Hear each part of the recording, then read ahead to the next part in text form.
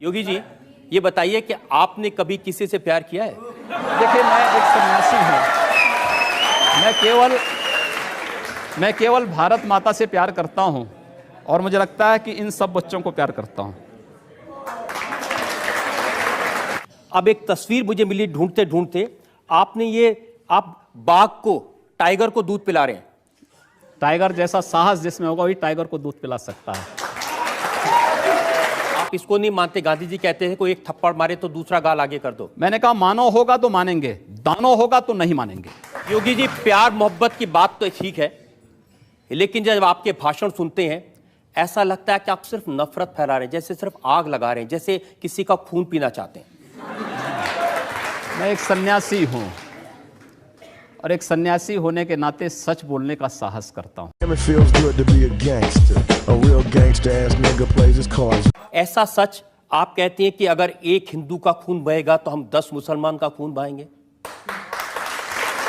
मुझे लगता है किस परिप्रेक्ष्य में हुआ है, किस परिप्रेक्ष्य में कहा गया है, पूरा वक्तव्य सामने आएगा तो मुझे लगता है उस पर ज्यादा बेहतर तरीके से बोलूंगा। चलिए, आपको मैं पूरा वक्तव्य सुना देता हूं आपका। ऐसी क्या बात है? अगर एक हिंदू का खून बहेगा तो एक हिंदू के खून के बदले आने वाले समय में हम प्रशासन से एफआईआर दर्ज नहीं करवाएंगे, बल्कि कम से कम 10 ऐसे लोगों की हत्या उससे करवाएंगे जो लोग किसी कतई अब बर्दाश्त की सीमाएं समाप्त हो चुकी हैं। कि पूरे फ्लो में बोल रहे हैं आप। भगवा वस्त्र पहन के, हाँ। साधु का रूप धारण करके इस तरह की नफरत की बात करना ठीक है?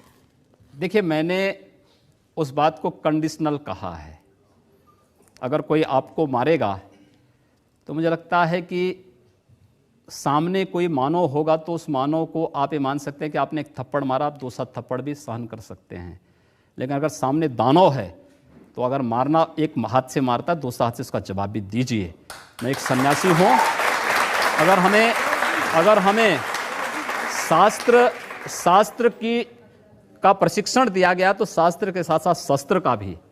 अगर हमारे हाथ में एक हाथ में माला है तो दूसरे हाथ में हम भाला लेकर के भी चलते हैं, जिससे समाज को शिष्ट भी किया जा सके और दुष्टों को उनके कृत्यों की सजा भी दी जा सके। एक सन्यासी का सही कर्तव्य होता है।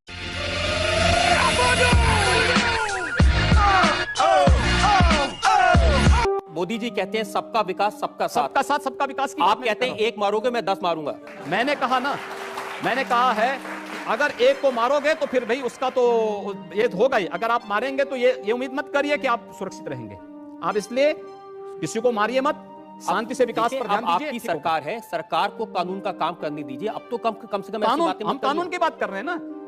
हमारी जो भी बातें कंडीशनल हैं। अगर आप शांति से रहेंगे तो हम भी शांति से रहेंगे। आप विकास पर ध्यान देंगे तो हम तो विकास में आपको और सपोर्ट करने वाले हैं। हमारे यहाँ भारत के अंदर मैं तो आप चाहता हूं सिर्फ आप जनता से आज इतना वादा कर दें कि आप इस तरह के भड़काने वाले बयान नहीं देंगे, आप आग लगाने का काम नहीं करेंगे और वाकई में सबको साथ लेके चलेंगे। जो अगर बशर्ते अगला पक्ष शांति से रहेगा तो मुझे प्रसन्नता होगी उसके विकास करने में योगदान देने में।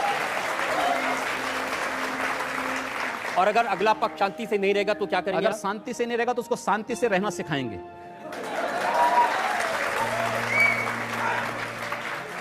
बंदूक के दम पर, मार के दम पर। जो जिस भाषा को समझेगा उस भाषा से समझाएंगे। लेकिन योगी जी, भगवान महावीर के देश में, भगवान बुद्ध के देश में हिंसा की बात करना, हाथ उठाने की बात करना, खून की बात हम कब कर रहे हैं? अभी इतनी देर से कर रहे हैं आप? नहीं, मैं समर्थन नहीं कर रहा हूं। मैं कह रहा हूं कि अगर कोई सामने वाला व्यक्ति दानवीय प्रवृत्ति का है तो भाई दानवों के साथ तो दानव जैसा व्यवहार तो करने की तैयारी करनी पड़ेगी। मानव के रूप में आ रहा है, उसको गले से भी लगाइए। हिंदू मुसलमान, नफरत, मार काट, ये क्या शोभा देता है मंदिर के महंत को, भगवा पहने साधु को? हम कहां मार काट करवा रहे हैं? हम तो शांति से रहना चाहते हैं, बहुत शांति से रहना चाहते हैं। लेकिन जो लोग शांति से रहना नहीं देना चाहते हैं तो आखिर उसका भी तो कोई उपचार होगा। उपचार जब शासन तंत्र के साथ नहीं होता तो समाज को वह उपचार स्वयं अपने हाथों में लेना पड़ता है और मुझे लगता है समय आ गया है जब उपचार लेना पड़ेगा। योगी जी, इस समय देश में आपकी सरकार है। जी हाँ। एक तरफ नरेंद्र मोदी लाल किले की प्राचीर से कहते हैं कि 10 साल तक दंगे फसाद को पीछे छोड़ दो, सिर्फ विकास की बात करो। एक भी दंगे की उत्तर प्रदेश में 2.5 वर्ष के दौरान 430 से अधिक सांप्रदायिक हिंसक झड़पें और दंगे हुए हैं। एक भी दंगे की शुरुआत हिंदुओं की ओर से नहीं हुई। एक भी योगी जी, दंगा शुरू करने वाला ना हिंदू होता है ना मुसलमान होता है। कैसी बात कर रहे हैं आप? मैं सच्ची बात कर रहा हूं। आज लोग कह देंगे आईएसआईएस के साथ लड़ने वाले लोग ना हिंदू है ना मुसलमान है, फिर उनके लिए फतिया क्यों पढ़ा जा रहा है? आप कहते हैं कि आतंकवाद की कोई जाति नहीं होती, क्यों उसको फिर जाति के दायरे में, किसी मजहब के दायरे में उसको कैद कर देना ये चाहते तो आप कर रहे हैं कैद, मैं नहीं कर रहा हूं। ये वे लोग कर रहे हैं जो उनको उस प्रकार का देने के लिए उतावले दिखाई देते हैं। और इसलिए मैं कह रहा हूं, अगर जाति नहीं, मजहब नहीं, समाप्त करिए। आतंकवाद की कोई जाति नहीं, कोई मजहब नहीं, आप उसके साथ उसी प्रकार का व्यवहार करिए। आप आतंकवादी है, मिट्टी तेल छिड़क करके आग लगा दीजिए, फेंक दीजिए उसको, जिससे पता ही ना लगे। क्या मतलब है? ये चीजें अपने आप समाप्त हो जाएंगी। योगी जी, मुझे थोड़ा सा अजीब लग रहा है कि एक योगी से, एक महंत से मैं प्यार, मोहब्बत, इश्क की बात कर रहा हूं, लेकिन कुछ मामला ही ऐसा है, योगी आदित्यनाथ प्यार मोहब्बत पर पाबंदी लगाना चाहते हैं। आपने लव जिहाद का सवाल उठाया है। हाँ, लव जिहाद के खिलाफ मैं पिछले 10 वर्षों क्या है से कि लव जिहाद, ये बता दीजिए। देखिए, लव जिहाद इस देश के खिलाफ, इस देश की संस्कृति के खिलाफ एक अंतर्राष्ट्रीय साजिश है। और उस साजिश को केवल मैं नहीं बोल रहा हूं। उत्तर प्रदेश हाईकोर्ट ने 2006 में उत्तर प्रदेश की सरकार को एक निर्देश जारी किया था कि उत्तर प्रदेश के अंदर बड़ी तेजी के साथ हिंदू बालिकाओं का अपहरण क्यों हो रहा है।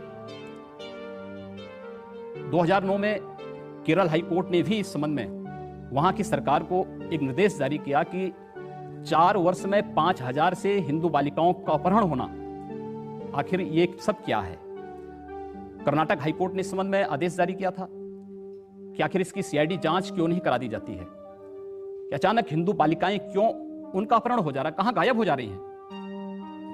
केवल ये 2 लोगों का आपसी प्रेम होता तो कोई बात नहीं, करें, आपसी सहमति से हो तो ठीक, लेकिन छल छद्म के आधार पर नहीं, धोखे के आधार पर नहीं।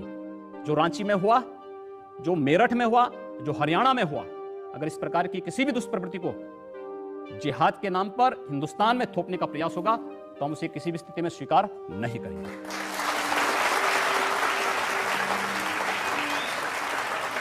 योगी जी, कुछ अजीब बात नहीं है कि अगर हिंदू लड़की मुसलमान लड़के के साथ भाग जाए तो लव जिहाद, और अगर किसी मुस्लिम लड़की से हिंदू लड़का शादी कर ले तो जिंदाबाद कहते हैं। ये डबल स्टैंडर्ड क्या है? डबल स्टैंडर्ड नहीं है। हिंदू लड़के के साथ कोई मुस्लिम लड़की जाती है तो अपनी सामाजिक सुरक्षा के नाते जाती है। इस बात को लेकर के जाती है कि वह हिंदू लड़का उस लड़की को लेके जा रहा है तो एक शादी के अपने व्रत को निभाएगा, उसकी सामाजिक सुरक्षा की गारंटी देता है। क्या इस्लाम इस बात की गारंटी देता है? नहीं। वहां उनके साथ एक, वहां पर एक जो हो रहा है, इसके पीछे तो बहुत बड़ा अंतरराष्ट्रीय गिरोह काम कर रहा है लव जिहाद के नाम पर। इस पे पैकेज घोषित हुए हैं, हिंदू बालिका का अपहरण होना, उसके साथ जबरन दुष्कर्म करना, उसकी जिंदगी को बर्बाद कर देना, उसके अलग अलग पैकेज घोषित हैं। और ये धोखे के नाम पर आखिर क्यों अपना पूरा नाम नहीं बताती हो पहले से? रोज तो समाचार पत्रों में आ रहे हैं, रोज तो आप देख रहे हैं, रोज तो इस प्रकार की बातें आ रही हैं कि पहले नाम उसका कुछ और है, परिवर्तित नाम में कुछ और करके बाद में जब वास्तविक स्वरूप में आती है तो वो बालिका तब अपने आप को देखती है कि हमारे साथ धोखा हो चुका है। अपना सही नाम बताइए। क्यों आप गुड्डू, पप्पू और अन्य नाम पर बेवकूफ बना रहे हो समाज को? सही नाम से सामने आइए। मैं इसलिए पूछ रहा हूं क्योंकि जब आपने इश्क नहीं किया, मोहब्बत नहीं की, तो आपको क्या मालूम जब कोई किसी को दिल देता है तो उसका बायोडाटा थोड़ी पहले पूछेगा। ऐसा नहीं। देखिए, सवाल यह है कि आप अपने पूरी जिंदगी के बारे में, शादी ब्याह को केवल 2 व्यक्तियों का मेल मिलाप नहीं मान सकते। यह समाज की वो आधारशिला आप खड़ा करना चाहते हैं जिस पर इस राष्ट्र का भवन तैयार होना है। आप इसको केवल एक दिन का खेल नहीं है प्यार, ये जीवन भर चलने वाली एक प्रक्रिया है और उस पर आधारित जो व्यवस्था होगी उस देश की नींव बनेगी। वो केवल 1-2 लोगों का मिलन नहीं है, उस समाज की और अंततः इस राष्ट्र की आधारशिला है। एक आधारशिला आप रखने जा रहे हैं। वो आधारशिला अगर गलत होगी तो फिर भवन भी भरभरा करके गिरेगा। आधार मजबूत होगी तो भवन भी उतना ही मजबूत होगा। उस मजबूत भवन के निर्माण के लिए, राष्ट्र के इस मजबूत आधार को स्थापित करने के लिए हम इस बहस को चला रहे हैं।